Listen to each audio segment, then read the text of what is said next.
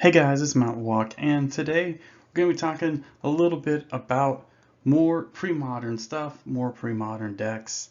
So many cool decks, some interesting stuff. Oh my gosh, so wonderful. So let's get to it. We got a lot of decks to talk about. All right, starting at number 16 or 16th place, or sort of 16th place, because this isn't like a Swiss thing. It's people playing pods or whatever, and blah blah blah blah. But of course, we have Pink Prison, and this is a fairly typical Pink Prison list, and it's sweet, and it's about everything that you would expect. So yeah, not a whole lot to say here, but yeah, there's 102 players in this monthly for January, which is, I don't know if that's a record, but that's a lot of people. That's a lot of people. So yeah, very sweet, very sweet. All right. And now after that, we have Reanimator. Pretty typical sort of stock Reanimator list. But in addition to that, we have Sickening Dreams, which is sometimes played, sometimes not. But this is very sweet against like some of the aggressive decks that can put stuff on the board and maybe sometimes threaten your life total win through, like a symbiotic worm or something like that.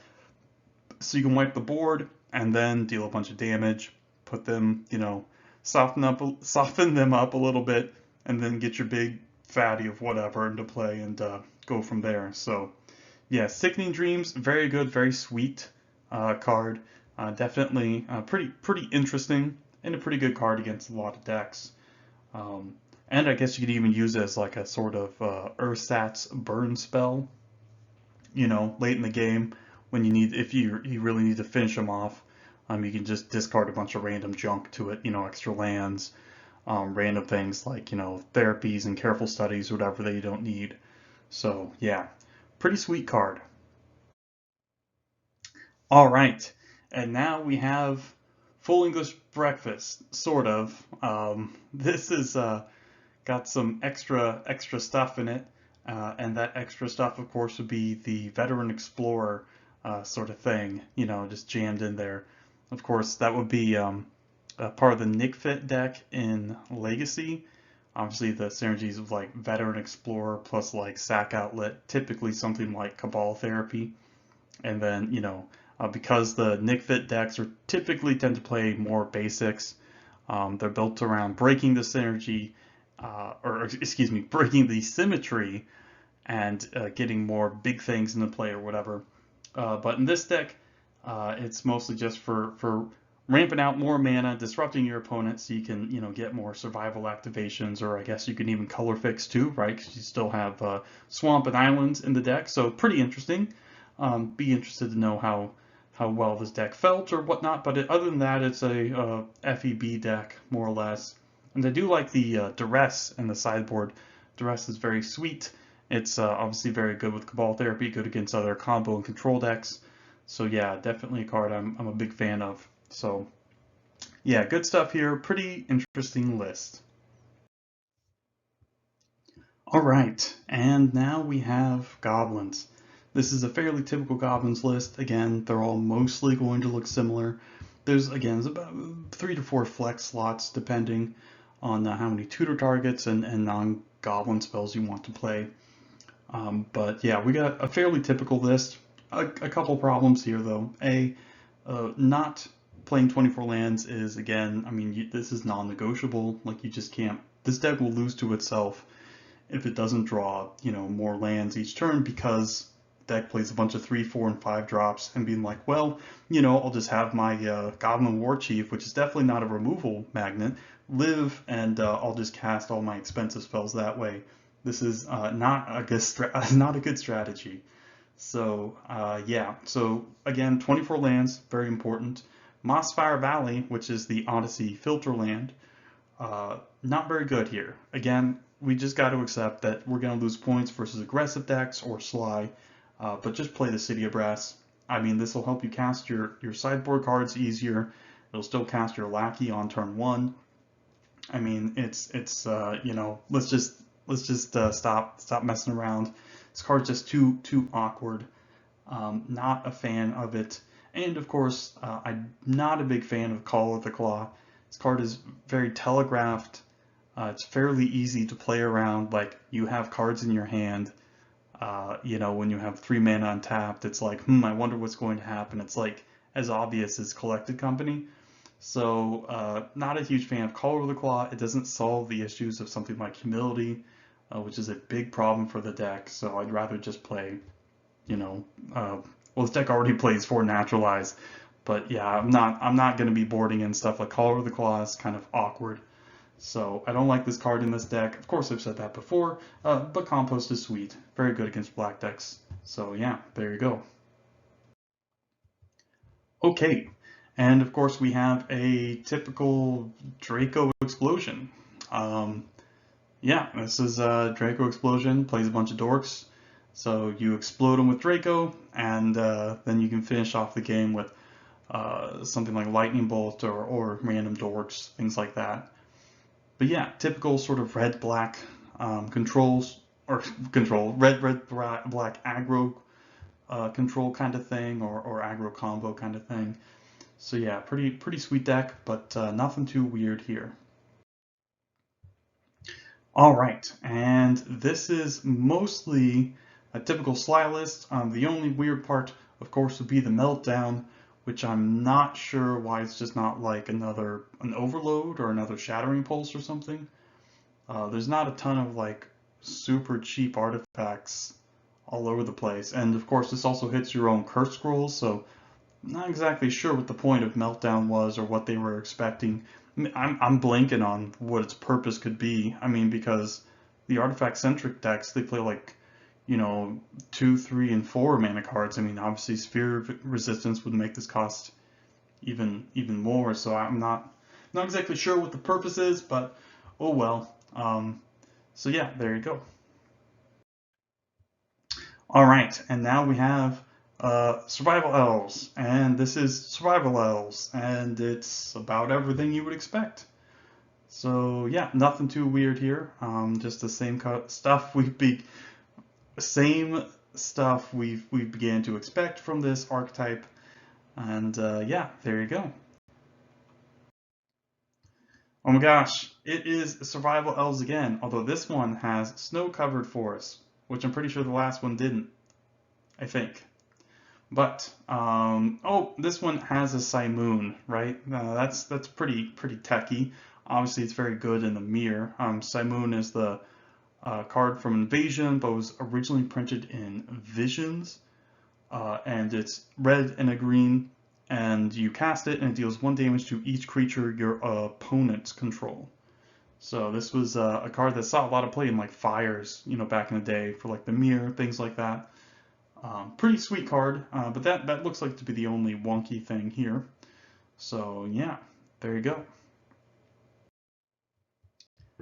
All right, and now we have the Oath Parfait lists.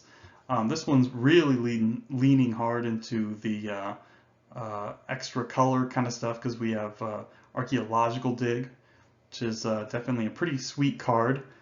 Produces, you know, you can sack it for mana of any color, and of course Archaeological Dig is very good with land tax, putting you down a land and giving you more lands. Most of these decks, I think, tend to play Back to Basics off the top of my head, but I figure I'd just point that out anyways. Back to Basics is more or less free in these kinds of decks, since something like Archaeological Dig or Undiscovered Paradise sort of function in a way that makes you not affected by Back to Basics. Let's see. But yeah, that's about it. You know, a couple win conditions, a bunch of stuff that kills things, etc., etc. So yeah, really playing off the ability of Undiscovered Paradise and Mox Diamond to cast all sorts of sweet cards like Engineered Plague and Pyroclasm and Meddling Mage, which is super sweet. So yeah, there you go. Okay, now we have the blue-white tide control, and yeah, this is about as typical as it gets. I can't remember if I don't think they tip, well, maybe they had the cycling lands, you know, the Lonely Sandbars, which is the blue cycling land. I can't remember if they always do or some played some or whatever, but uh, playing some extra Lonely Sandbars to just get more mana is obviously a pretty, not a bad thing, because you really, I mean, as a control deck, like especially the combo of Parallax Tide plus like Seal of Cleansing, if you want to do it on one turn, it's going to take 6 mana. So yeah, and of course when you're flooded out, you can always cycle Lonely Sandbar, which is pretty sweet. But anyways, nothing too weird here. Again, a lot of the same stuff we're going to be seeing in these Tide control decks. All right, and now we have Madness. And I mean, most of the stuff we've seen in Madness before: Mana Leak, Circular Logic, Daze, Frantic Search, Rushing River, etc., etc., etc. Disrupt is a little cute and definitely a fun one. Can make it difficult for if people know you're playing it, can create problems, right? Just it's like, oh, he has this Miser's one. It's like, oh man, if he doesn't have it, like I can win the game if I do this sequence of plays, but if he does have it, I get blown out. So I'm a big fan of like these sort of Miser cards that really make people play different. Again, Daze is a great example of that. But yeah, definitely pretty sweet here. We just see a typical sort of madness list, and yeah, there you go. Oh, we do have Centaur Garden, but that's seen play in madness lists in the past, especially like in Block Constructed and things like that. But yeah, we got Wasteland here too, so definitely going a little bit harder on some of the mana denial stuff. Pretty cool stuff. All right, and now we have Fish and Chips, which is a sweet deck. It's got fish, it's got chips. That's great. Yeah, this deck is awesome because Whirlpool Rider. This is one I don't think I've seen before in this style of deck, but it's pretty sweet because you can, shuffle your hand and get a new hand with it when it comes into play. And of course, it being a merfolk means it's buffed by Lord of Atlantis. So the merfolk sort of plan B against certain decks, whereas the plan A is mostly just to beat down with a dreadnought. So yeah, pretty cool. I'm a big fan of Whirlpool Rider. Interesting to see how well it does in this kind of deck. So yeah, pretty sweet. All right, now we have an opposition survival list with the very strange inclusion of Miri. Why does this deck play Miri? I have no idea. I'd rather just play like a Ravenous Baloth. I'm not sure why we're just playing Miri. I mean, wouldn't you just want to play another Spike Feeder? I mean, maybe it's this person's pet card. I'm not sure. But hey, there's a Miri in this deck. Maybe there's something something going on that I'm not seeing. I don't know. But yeah, so there you go. All right. And now what do we have here? We have Panda Burst. That's right, Pandemonium, Sapperling Burst, Opalescence, Replenish, all this good stuff. Playing Blackjack, baby. That's the way to do it. Yeah, this deck is sweet. I mean, it's got a great mana base. It's got acceleration. It's got, a bunch of enchantments that sort of do stuff, like Parallax Wave, which sort of does stuff. And of course, Parallax Wave can stall for some time, and then you can just dump a bunch of stuff in your graveyard with things like Entombment. Also stall with Parallax Tide, of course. And then when it all dies, you can replenish it all back into play with 2 Opalescence or just an Opalescence, and then beat down that way. Of course, you can just go for the Panda Burst combo, which will deal a whole bunch of damage, 21 to be exact. So yeah, really cool stuff. Typical sideboard that we've seen here before. Sabo's Web is against like decks like Landstill, which of course have things like Fairy Conclave, Mishra's Factory, so on and so forth. Pretty good there. Good against any deck with like ports and things like that, and Wasteland and that kind of stuff. So yeah, pretty sweet deck. Nothing too wonky here. All right, and now of course we have the blue-white sort of Enlightened Tutor white weenie deck, which I've always been very, very fond of. This deck's going even harder on a lot of the multicolor stuff because main deck we have Singleton Standstill. This card is very strong and very sweet. Obviously, drawing 3 cards is pretty good, pretty good. I almost wonder if you want more than just 1 Standstill, like 2 Standstill. But hey, who knows? Who knows? Definitely a pretty interesting card in this archetype. And then of course we have Rancor. This card is very sweet, can certainly turn your creatures into far more threatening sort of attackers, which is very cool. I don't know how well this card performed, but it is definitely pretty sweet. And then in the sideboard, we have really cool cards like Arcane Laboratory and Engineer Plague. Arcane Laboratory primarily against anything like Allurin or combo decks in general. Slowing them down just to 1 spell turn is very powerful because the deck is rather slow, but it does have a ton of disruption.